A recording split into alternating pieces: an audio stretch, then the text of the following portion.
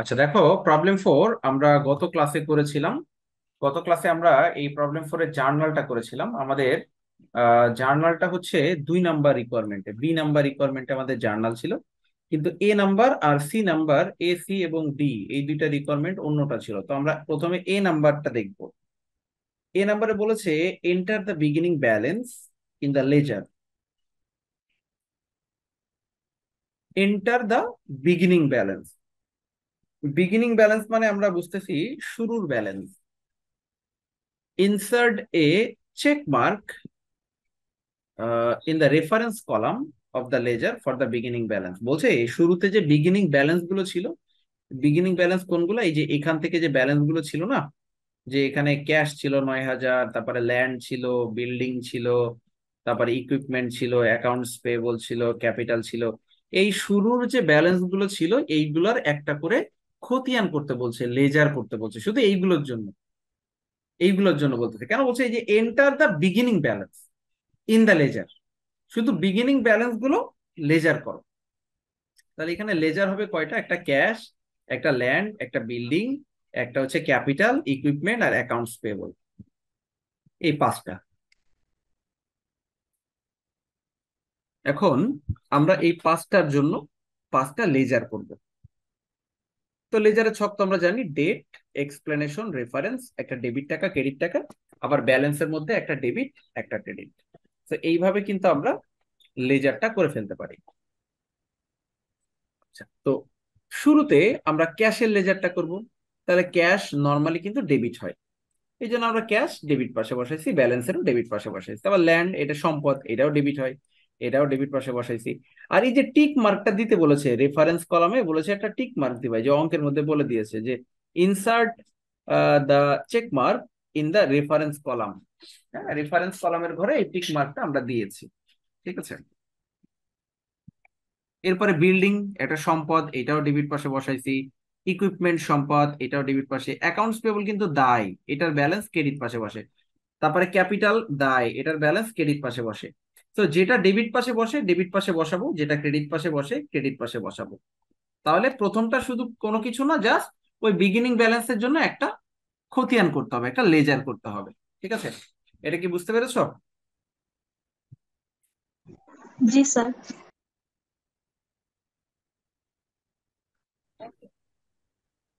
আচ্ছা, ঠিক আছে। এরপরে সি নাম্বারটা দেখো। সি নাম্বারটা বলছে যে বি নাম্বার তো আমরা করেছি জার্নাল গত ক্লাসে। সি নাম্বারটা বলেছে যে post the march journal entry to the ledger. শুধুমাত্র এই যে মার্চ মাসে যে জার্নাল করেছি না, ওইটার খতিয়ান করতে বলছে।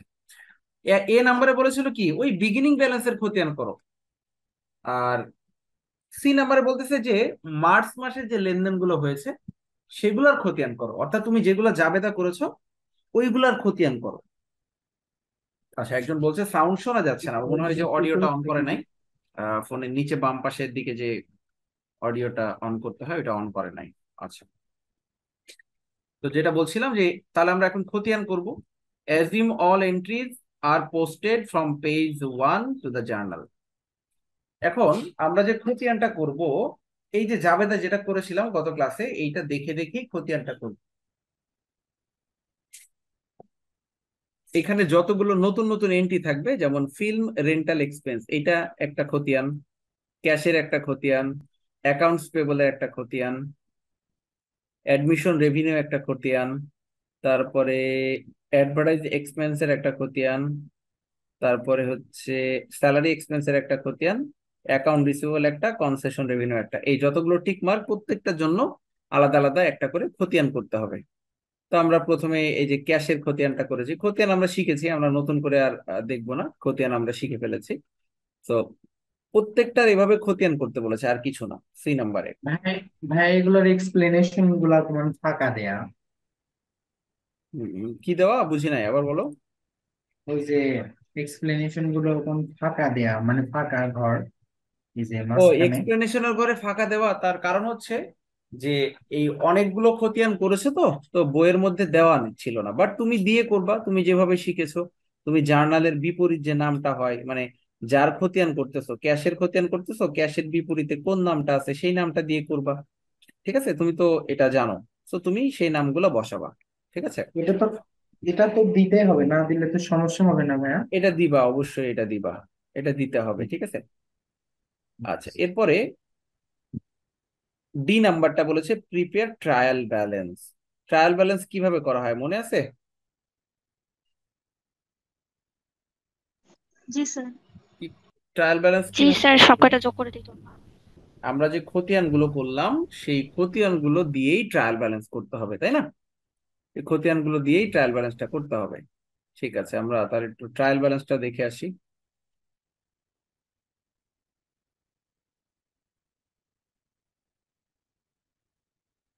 দেখো, ক্যাশে দিয়েছি 16,900।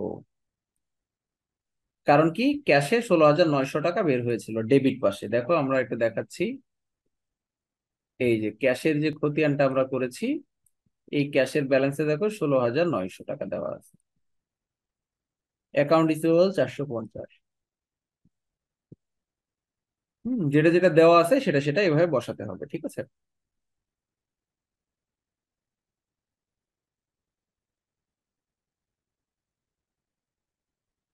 বুঝতে পেরেছো এটা কিভাবে করতে হয়েছে? জি স্যার। ওকে, তাহলে এরপরে আমাদের রেওয়া মিলটা মিলে যাবে, তাহলে আমাদের অঙ্ক কমপ্লিট। তো আর কোনো অঙ্ক কি বাকি আছে এই শীটের? স্যার। না স্যার। তাহলে আমরা আরেকটা যে পিডিএফটা ওপেন করেছি, এটা হচ্ছে কাইসু অ্যান্ড ক্যামেল। কাইসু অ্যান্ড ক্যামেলের বই থেকে একটা পিডিএফ করা, যে অঙ্কগুলো ইম্পর্টেন্ট সেই অঙ্কগুলো দিয়ে একটা পিডিএফ করা, কাইসু অ্যান্ড ক্যামেলের বই। এইটা তোমাদের প্র্যাকটিসের জন্য দিব। এটা হচ্ছে ইংলিশ ভার্সনের একটা বই। আমাদের বাংলাদেশে যত বই বের হয় মূলত এনার বইটাকে ফলো করেই বের হয়। ঠিক আছে, এনার বইটা ফলো করেই আমাদের বাংলাদেশি রাইটাররা বই লেখেন। মানে উনি হচ্ছে ইংরেজি রাইটারের বই, এবং এইটাই সারা বিশ্বে চলে। কাইসু অ্যান্ড ক্যামেলের বই আমাদের বাংলাদেশেও পাওয়া যায়। উম অনেক তোমাদের মধ্যে অনেকের কাছে হয়তো বা আছে, অনেকের কাছে হয়তো বা নাই, বা এটা টিচারদের কাছে থাকে মূলত। ওনারা প্রশ্ন করার সময় এই বই থেকে অনেক সময় প্রশ্ন করে ফেলে। ঠিক আছে, এই জন্য এখানকার যে ইম্পর্টেন্ট অঙ্কগুলো আছে সেটা আমি একটা পিডিএফ করে তোমাদেরকে দিব, তোমরা প্র্যাকটিস করবে। ঠিক আছে। আচ্ছা, তো দেখো এখানে, ভাইয়া, বলো।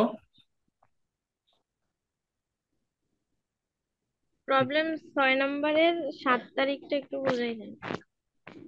প্রবলেম 6-এর 7 তারিখ। ঠিক আছে, বুঝিয়ে দিচ্ছি। জি। ক্যাশ পারচেস 60,000 টাকা অ্যান্ড পেইড ভ্যাট 15%। নগদে কিনেছো 60,000 টাকার পণ্য এবং ভ্যাট দিয়েছো 15%। তাহলে পারচেস করলে পারচেস ডেবিট হয়। পারচেস ডেবিট, ভ্যাট ডেবিট, আর ক্যাশ ক্রেডিট।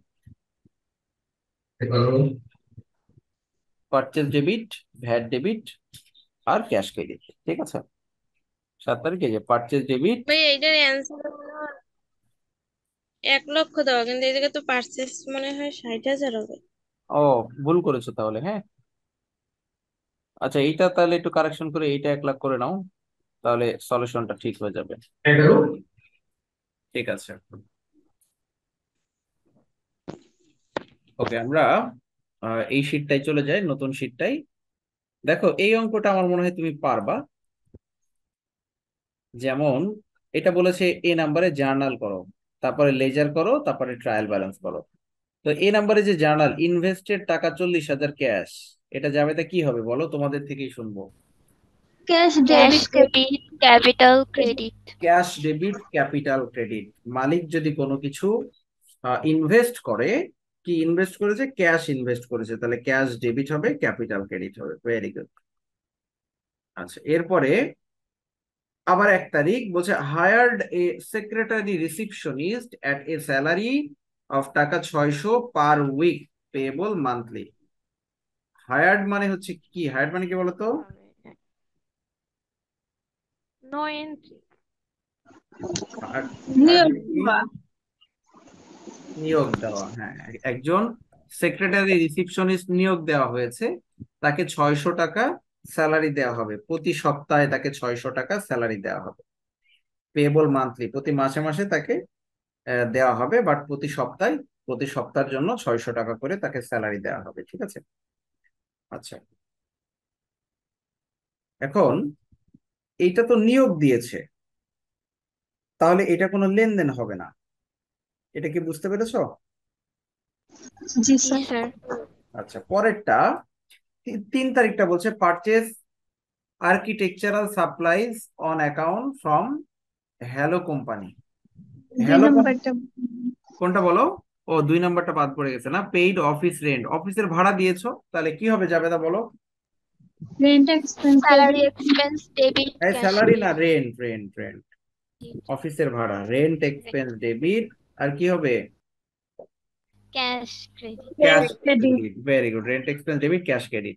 3 নম্বরটা বলছে purchase architectural supplies on account from hello company.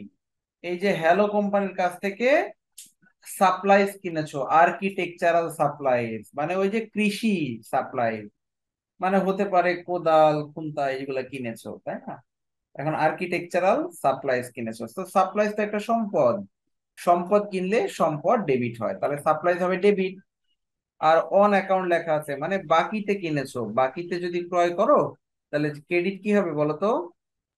Accounts accounts payable. Payable. Accounts payable, very good, accounts payable credit. আচ্ছা, এরপরে 10 তারিখে আসি, completed blueprint on a carport and bill to client, টাকা 5,100 for service. অনেক কার্পোর্ট, এটা একটু ভুল আছে মনে হয়, ও না ঠিক আছে, কার্পোর্ট।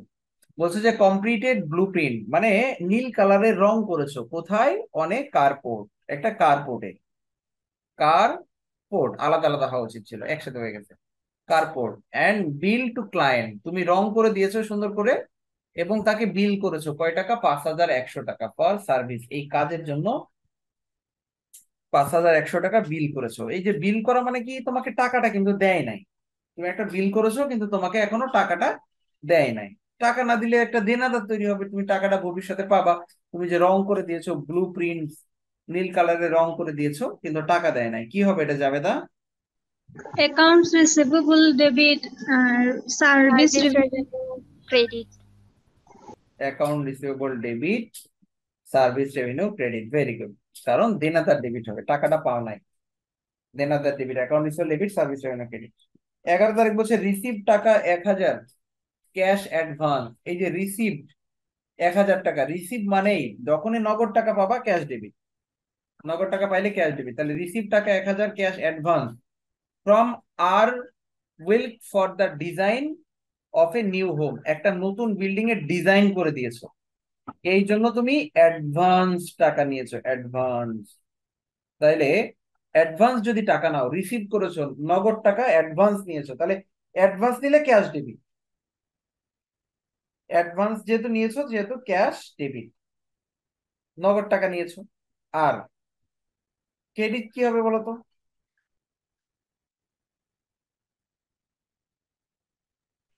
ক্রেডিট কি হবে? Service revenue. হ্যাঁ, unearned revenue. Unearned revenue credit হবে, আনআর্নড সার্ভিস রেভিনিউ ক্রেডিট হবে। কেন? কারণ অগ্রিম নিয়েছো। এটা যদি অগ্রিম না নিতে তাহলে ঠিক আছে সার্ভিস রেভিনিউ ক্রেডিট, কিন্তু যেহেতু অগ্রিম নিয়েছো তাহলে আনআর্নড সার্ভিস রেভিনিউ ক্রেডিট হবে, ঠিক আছে? ওকে, এরপরে 20 তারিখ বলছে receive 2,100 cash for service completed and delivered, delivered two T dunno, কি লেখা এটা? ডোনাও, ডোনিউ, আচ্ছা যাই হোক।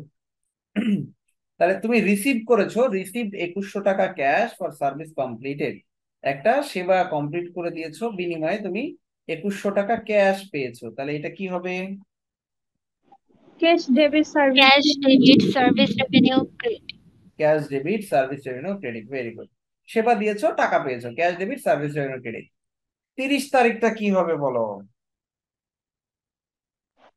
Cash debit salary salary expense debit salary expense credit. Debit Cash credit.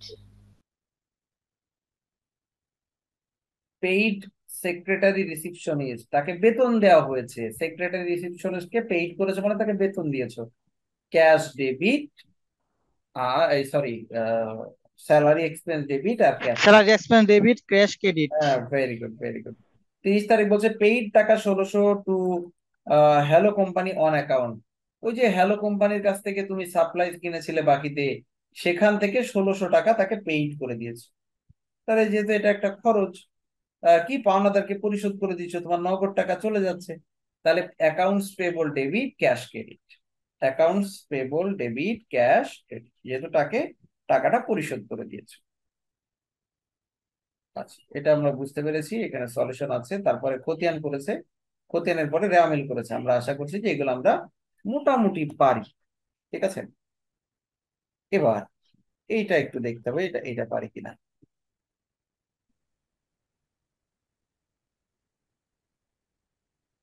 1 নম্বরটা বলার চেষ্টা করি তো। Cash debit, capital credit.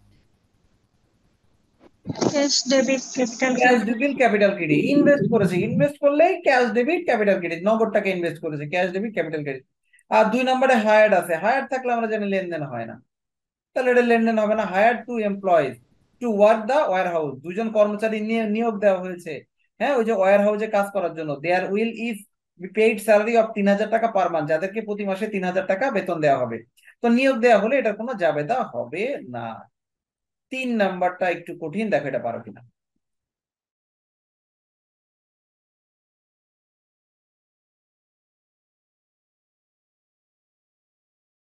এটা কি sir cash debit service revenue unearned service revenue credit হবে?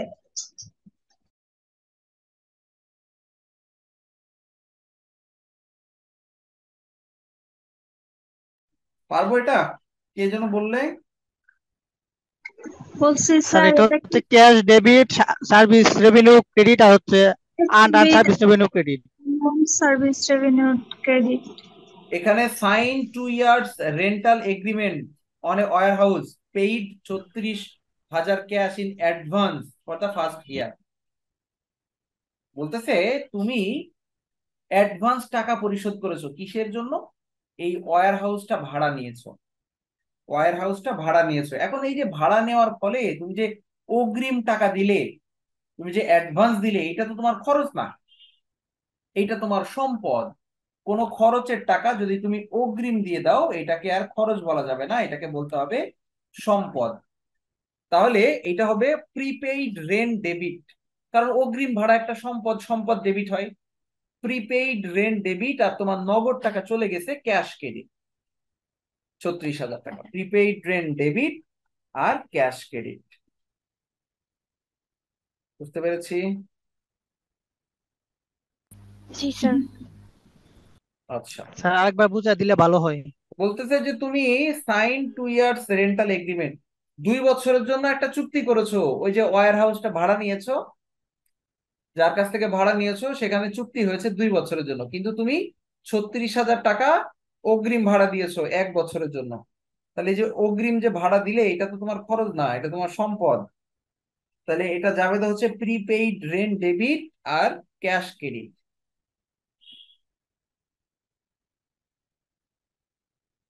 4 নম্বরটা বলার চেষ্টা করি।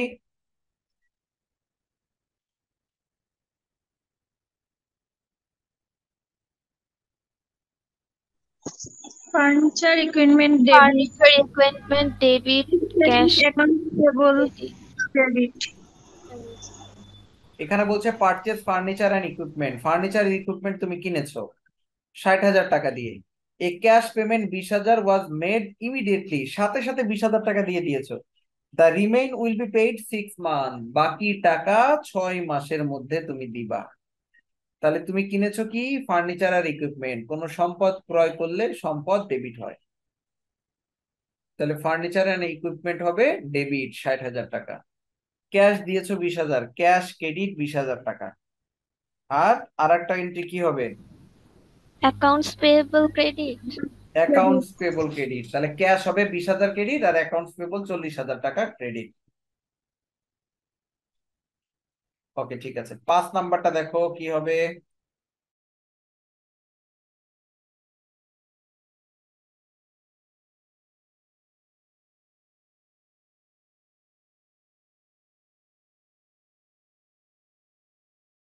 এটা কি স্যার প্রিপেইড ইন্স্যুরেন্স ডেবিট আর ক্যাশ ক্রেডিট হবে?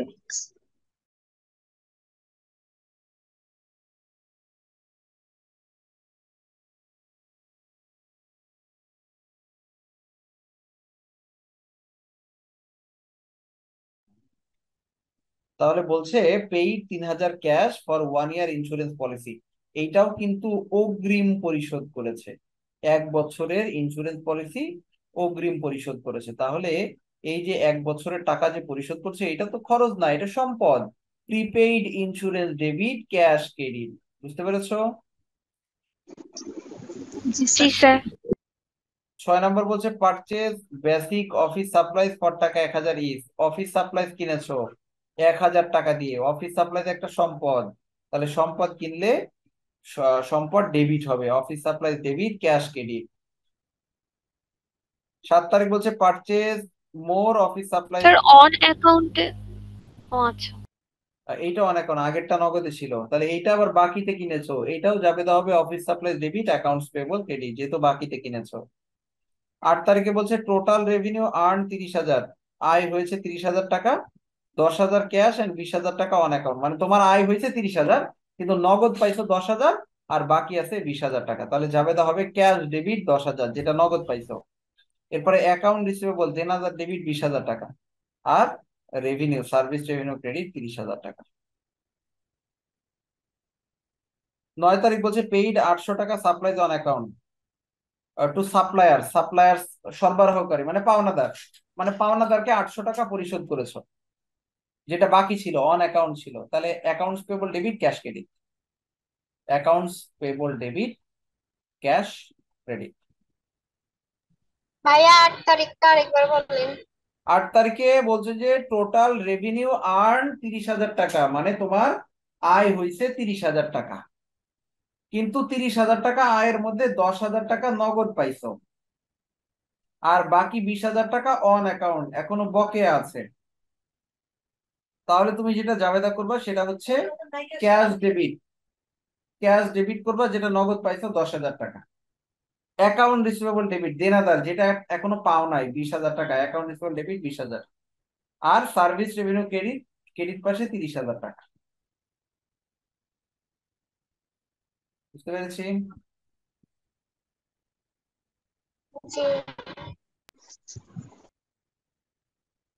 ওকে, পরেরটা আসি আমরা। পেইড 800 টাকা সাপ্লায়ার্স অন 10 অ্যাকাউন্ট। নাম্বারটা। আচ্ছা, 10 নম্বর রিসিভ টাকা 5,000 ফ্রম কাস্টমার। কাস্টমার থেকে টাকা পেয়েছো in payment of account receivable, মানে দেনাদার থেকে তুমি টাকা পেয়েছো। দেনাদার থেকে যদি তুমি টাকা পাও তাহলে cash debit account receivable credit, cash debit account receivable credit. 11 তারিখ বলছে receive utility bill in the amount of টাকা 400 to be paid in next month. Utility bill 400 টাকা, এটা পরিশোধ করবা নেক্সট মান্থে। একটা ইউটিলিটি বিল যেটা একটা খরচ, কিন্তু এই খরচটা তুমি দিবা কবে? নেক্সট মান্থে। তাহলে খরচটা ডেবিট হবে, ইউটিলিটি এক্সপেন্স ডেবিট, আর ক্রেডিট হবে কি পেবল। অ্যাকাউন্টস পেবল না দিয়ে ইউটিলিটি পেবল দিলে বেটার হবে, অ্যাকাউন্টস পেবল না দিয়ে ইউটিলিটি পেবল দিলে বেটার হবে, ঠিক আছে? এরপরে 12 তারিখ বলছে paid the monthly salary to employees, টাকা 6,000। Paid the monthly salary, salary পরিশোধ করেছো, বেতন দিয়েছো, তাহলে salary expense debit cash credit 6,000 টাকা।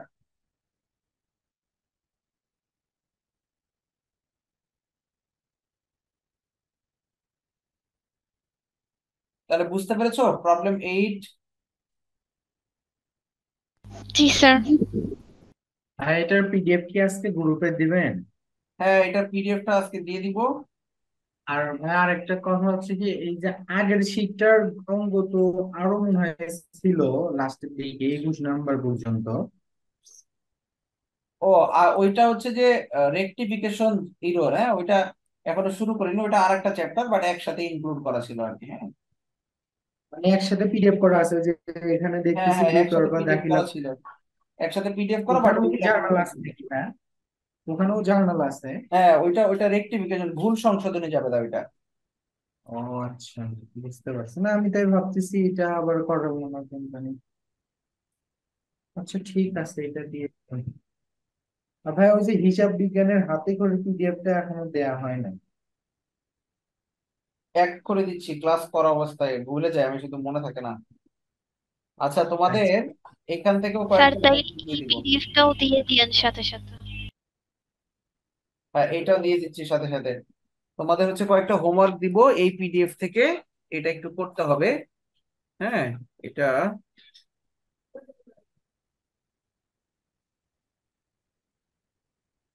এখান থেকে আমি হোমওয়ার্ক দিব, সেটা হচ্ছে 10 নাম্বারটা।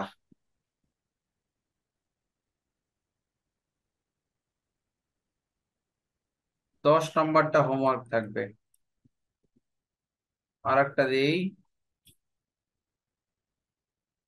আর একটা হচ্ছে 9 নাম্বারটা কি অঙ্ক?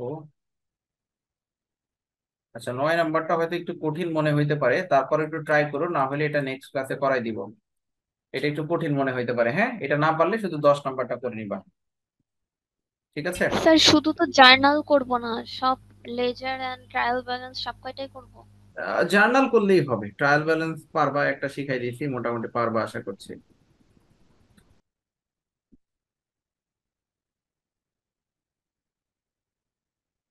ঠিক আছে, ওকে, তাহলে এটা তোমরা একটু করে ফেলো, পিডিএফটা আমি এখনই দিয়ে দিচ্ছি। আর আজকের মতো তাহলে ক্লাস এখানে শেষ করে দিচ্ছি। সবাই ভালো থাকো, আল্লাহ হাফেজ, আসসালামু আলাইকুম। আসসালামু আলাইকুম।